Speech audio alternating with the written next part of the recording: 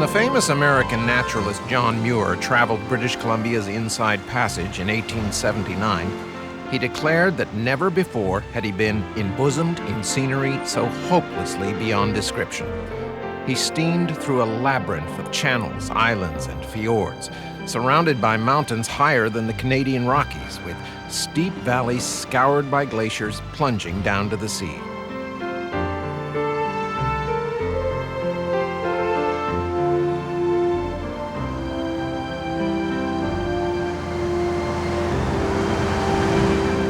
For the better part of a century, the picturesque waterways between Vancouver Island and mainland BC were traveled mainly by fishermen and loggers.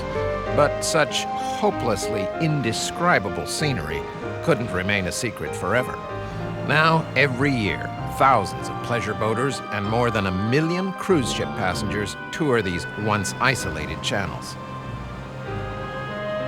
But yachts and luxury liners aren't for everyone. Vacationers who prefer the backwaters far off the cruise ship routes can book a berth on the Aurora Explorer, a 41-meter cargo ship owned by Marine Link Transportation.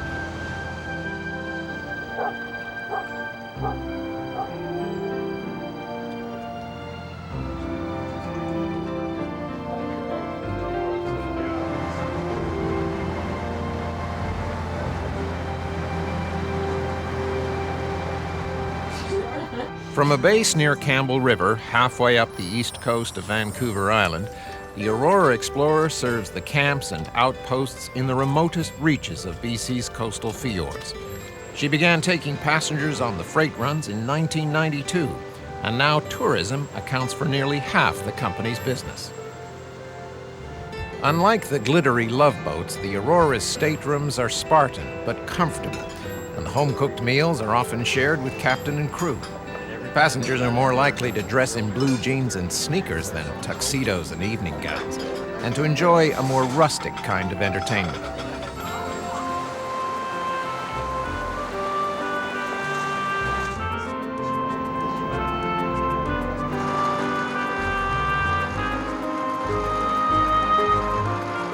No casinos or swing bands on this ship, just workmen in hard hats and the hum of industrial winches and forklifts.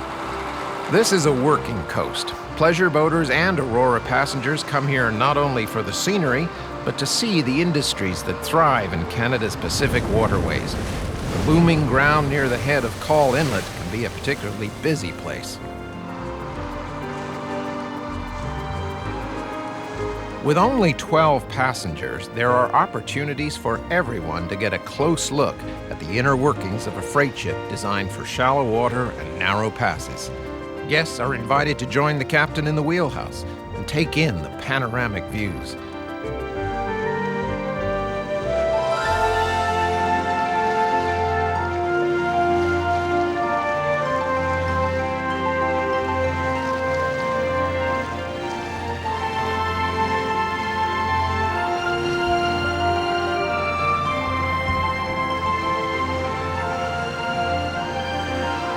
The work doesn't stop when the sun goes down.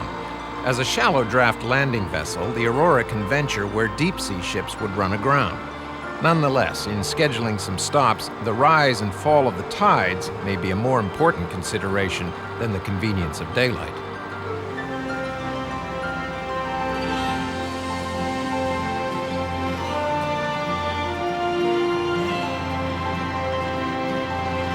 Shallow water is not such a concern in the floating community of Sullivan Bay on North Broughton Island.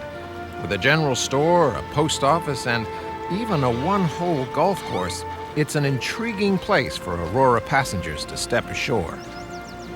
Well, almost ashore, and stretch their sea legs.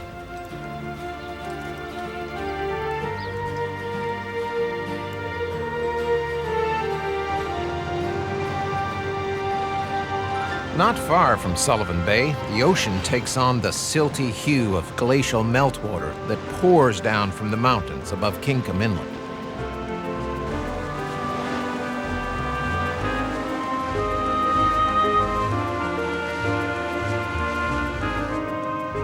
At the head of this deep-water fjord, below the rounded summit of Smythe Cone, is the abandoned Halliday homestead.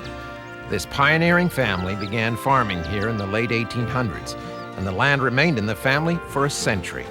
It is now part of a nature conservancy encompassing 431 hectares.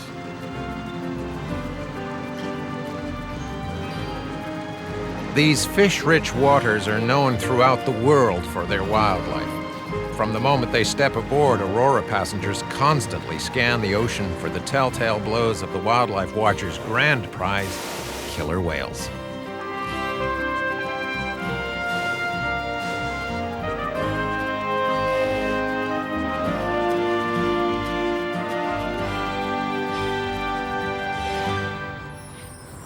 These fishy waters are also well known to seafood gourmets, and often the journey from ocean to galley is a matter of minutes.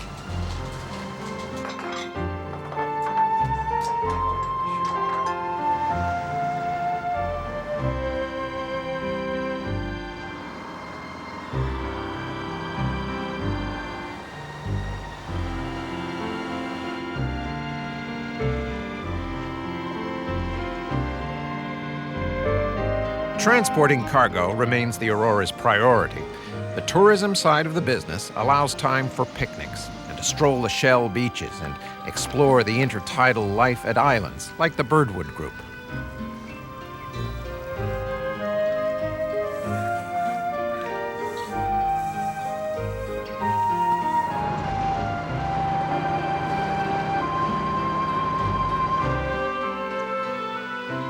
A walk through the rainforest on York Island leads up to old, weather-worn gun emplacements overlooking the windswept seas of Johnstone Strait.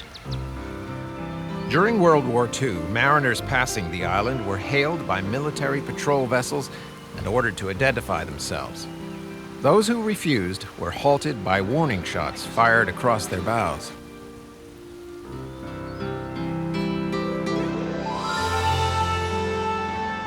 In Seymour Narrows, just around the corner from the Aurora's home port, the waters of Johnstone Strait collide with those of the Strait of Georgia. The currents here are among the most dangerous on the coast, gushing through a channel less than 800 meters wide at up to 30 kilometers an hour. Only a highly skilled helmsman would dare to negotiate this passage.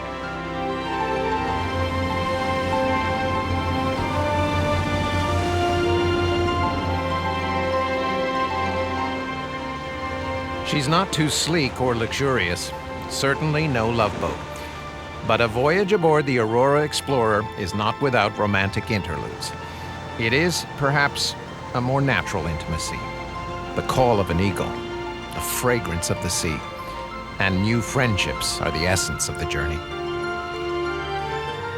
For further information, please contact Marine Link Tours, Box 451, Campbell River, British Columbia, V9W5C1, or call us at area code 250-286-3347, or visit our website, www.marinelinktours.com.